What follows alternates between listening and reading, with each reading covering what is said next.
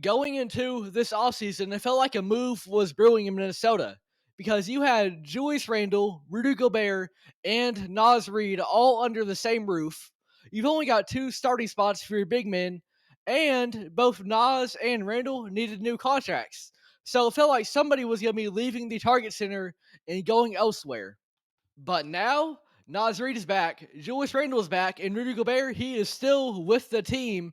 And the Minnesota Timberwolves, for their plans, it looks like they are pursuing something new, something that their franchise has not seen for a long time. They're looking for consistency and stability. Now, first of all, let's define those concepts in the NBA. And I would define stability as having your team constructed in a way that is sustainable long term. Think of this year's OKC Thunder team. They have a lot of stability to them. They've got a lot of homegrown talents there. So that's guys who are going to want to stick around, as well as just a lot of youth on that team. That's only going to get better. Then you've also got a veteran like Caruso to keep things in line, be a good veteran presence, as well as being impactful. That is stability to me. And for a long time, the Minnesota Timberwolves have not had that with their franchise. You look at the history of Minnesota, stability has not always been their thing necessarily. They've had stars come through town: Kevin Garnett, Kevin Love, Cat, but they never found success for a sustained period of time. They had some good runs. KG was MVP. They went to the conference finals, but now they're moving towards something that they have never been towards before because they've made the conference finals in back-to-back years. And it was a momentous occasion when they made it the first time, since you hadn't seen that since the KG era. But now we've seen it twice in a row. And so with that current roster, it feels like they are building towards something. But if you're going to maintain that trajectory, you have to be able to keep that roster intact for the most part. You're going to have losses like Nickeil Alexander-Walker. He's probably gone. But you've got to be able to keep most guys in line. And that's what they've done here. They are trying to build something sustainable, something that can last. And at the head of all of that, you have to have a superstar or a young star. Because if you don't, you might be good, but only for a fleeting moment as that player gets older. But Anthony Edwards, he hasn't even hit his prime yet in terms of age, and when we project most guys to be at their prime. So in theory, he could only get better. And you have that young superstar Ant to build around. That is stability. And that's something that Minnesota has not seen. Now, why does this matter? Because it is a culture shift in Minneapolis. This is a franchise that for the longest time has been somewhat of a laughingstock in the NBA. Relative to other franchises, they have really struggled to find success. Not even talking about sustainably, but just in general, they really weren't finding it.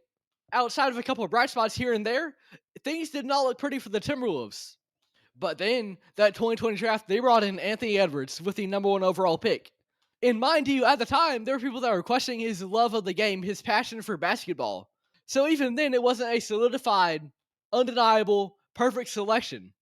But as years went by, and eventually D'Angelo Russell got out of town, and that made more way for Anthony Edwards, with a more passive point guard surrounding him in Mike Conley. And then eventually they had to make a choice. With that second apron coming in, Karl-Anthony Towns, he also saw his way out of town. And so then, it became undeniable that your star that you were building around is Anthony Edwards. And looking at the makeup of the roster around him, you've got Jaden McDaniels and Nas Reid. That's your youthful core. At the head of that, of course, is Ant. And this is someone who you can really trust because he is not only good on one end, he is excellent on both. A great two-way player. Incredible, of course, for his offensive ability. He can dunk on just about anyone. He can do about everything for you on offense.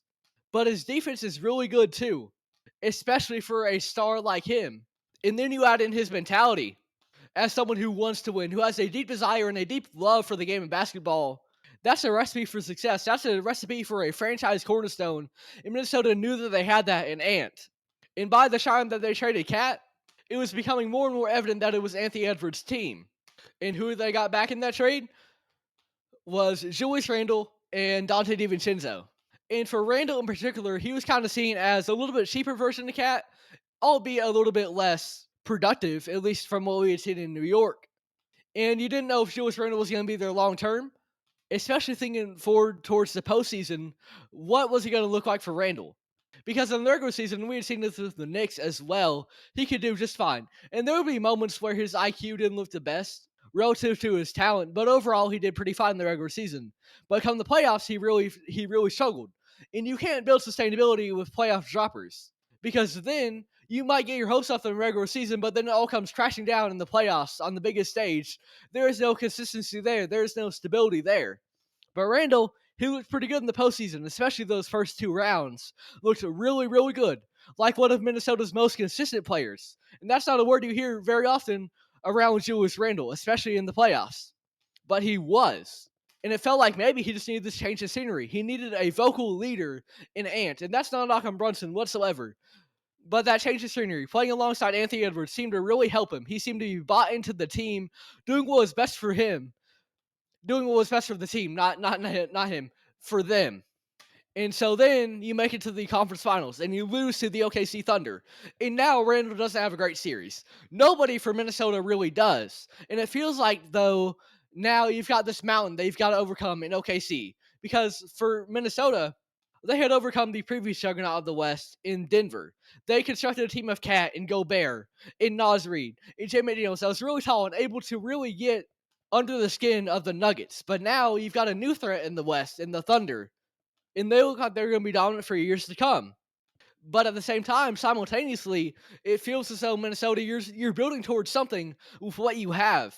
In this bump in the road, maybe it isn't permanent. Hope for that leap from McDaniels, maybe on offense. Say that maybe it's an outlier series. That typically your guys aren't going to be that inefficient. OKC, they had an all-time great defense. Our odds are only going to get better. That's the plan for Minnesota. And is it going to work out? We don't know. But here's the thing. Here's why it is so important, because sustainability is something that the Timberwolves have not had for a long time. In fact, they might not have ever had it, really. But now they've got something here. And they retained Randle in spite of maybe a lackluster conference finals. They brought back Nas Reid, who has a deep connection to the franchise. The fans love him for good reason. You've got something here, and you're deciding to stick with it. That is the course of action that the Minnesota Timberwolves want to go with. And it makes sense for them. Because you think of when they first traded for Rudy Gobert, that first year, they didn't improve much on the prior year without him. In fact, they did just about the same, if not worse, at least in terms of how the on-the-court product looked. Then in year 2 of Gobert, the adjustment period was over, and he looked really good. Really impactful before you got back to that DPOY form. And if you're Minnesota Timberwolves, it feels like your window is wide open right now with the current roster. So why shake that up when you can go for another round with the OKC Thunder and have the belief that you can beat them this time around? That's what Minnesota's going for. And having that level of sustainability, having that consistency year by year, sticking with what you have, it can be a detriment. There can be a counter argument made that's not the safest decision. Look at the Chicago Bulls. They had Zach LaVine, Alex Caruso, Lonzo Ball, DeMar DeRozan, and for 1 year they looked really good. Then Lonzo got hurt, and they never got back to that same level. So you can make the argument that sustainability isn't always what it's made out to be. However, for Minnesota, this is what they want to do. They believe in their roster, and they're giving this franchise hope, something that they really haven't seen before. Ant is still very young. He's only going to get better if we're talking about when most guys get in their prime, and he's got a distinct passion for the game. That is firmly a guy who can be the number one on a championship team, in my opinion.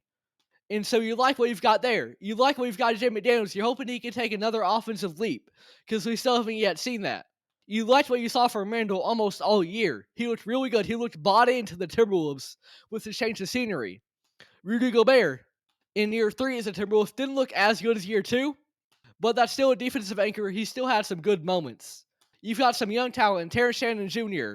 and Rob Dillingham. Can't forget Nas Reid, who was 6th man of the year just 2 years ago. You've got something here for maybe the first time in Minnesota history. This is perhaps the most talented roster that they have ever had, and they want to keep it that way. And so for the Minnesota Timberwolves, they're building with something that they've never had before. They are building with sustainability and consistency. That is their goal. That is their mantra. And they're going to live and die by it from what it looks like right now. No big moves just yet. Rudy Gobert is still on the roster. Randle and Nas Reid, they are coming back to Minnesota. This franchise doesn't want to make a blockbuster move, it doesn't appear. They want to build something from the ground up. They've got the foundation. They want to build upon that and create something truly sustainable. We'll see if it works out. They have a juggernaut to face off against in the West in the OKC Thunder. but the Timberwolves feel as though this is their best shot, perhaps, and it sure will be entertaining to watch them next year.